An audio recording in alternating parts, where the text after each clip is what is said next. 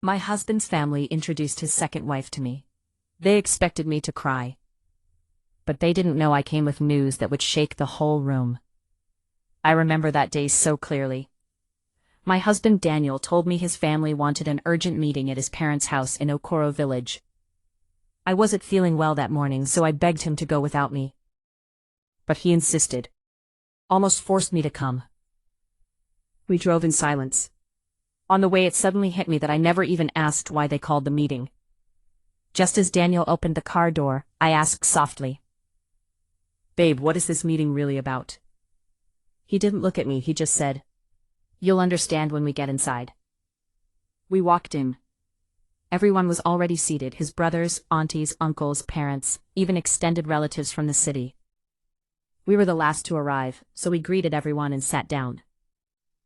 After a few moments, his father's elder brother, Uncle Samuel, started speaking. He went round and round, talking in riddles about how no one is perfect, and life comes with mistakes, and sometimes we must accept what we cannot change. I didn't understand where he was going, until he turned to face me directly. "My daughter," he said, "what I'm about to say may hurt you deeply, but you must be strong. Your husband has a child with another woman. They have a 5-month-old son. And the lady is very sick. She has nobody but your husband, so she and the baby will be moving here, and both of you will take care of her. She is much younger than you.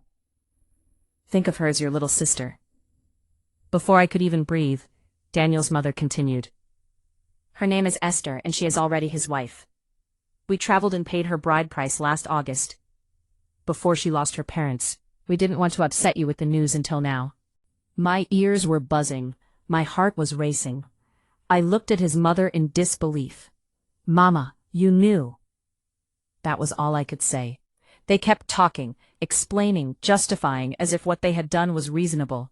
Then Uncle Samuel finally asked, "Do you have anything to say?" They expected tears, they expected begging, they expected me to break. But instead, I took a deep breath, wiped the corner of my eyes, and said calmly, "Thank you for informing me.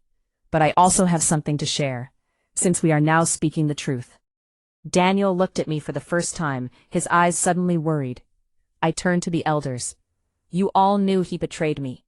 You all hid it from me. You even married him to another woman behind my back. And today you expect me to welcome her into my home?" They shifted uncomfortably. Then I said it. 3 weeks ago I was hospitalized.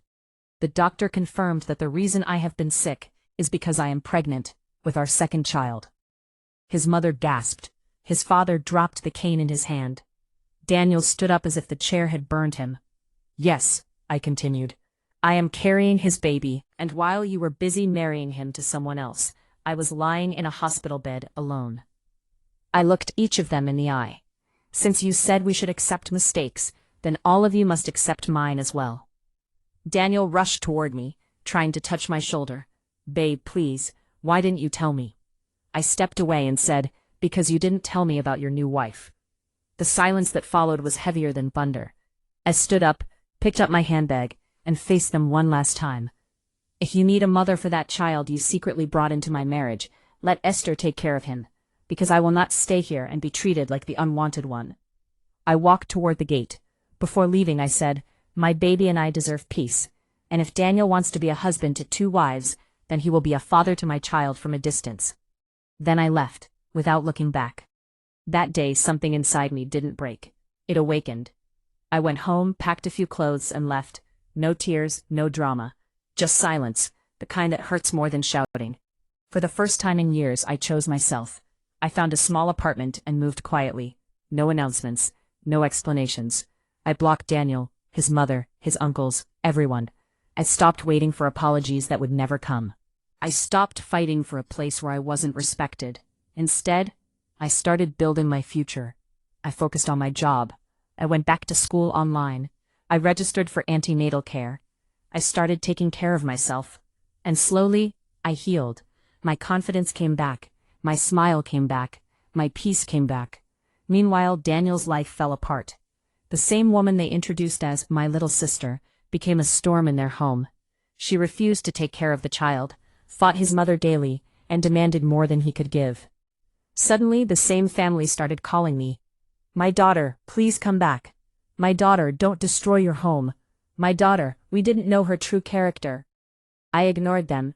Even when Daniel came to my gate begging, I looked at him and said, "You chose your priorities, now live with them."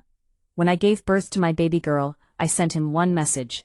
She looks exactly like you. That is the only thing you will ever share. A year later, I built a life without them, not out of revenge, but out of rebirth. Today, they don't say I cried. They don't say I begged. They say, she survived. She changed. We lost her. And honestly, that is the sweetest revenge. If you were in my shoes, what would you have done? Share your thoughts in the comment, and don't forget to follow Blairine Studio for more stories like this. Your comment might just be what someone facing the same situation needs. And don't forget to hit the like button. It helps push the videos to more audience.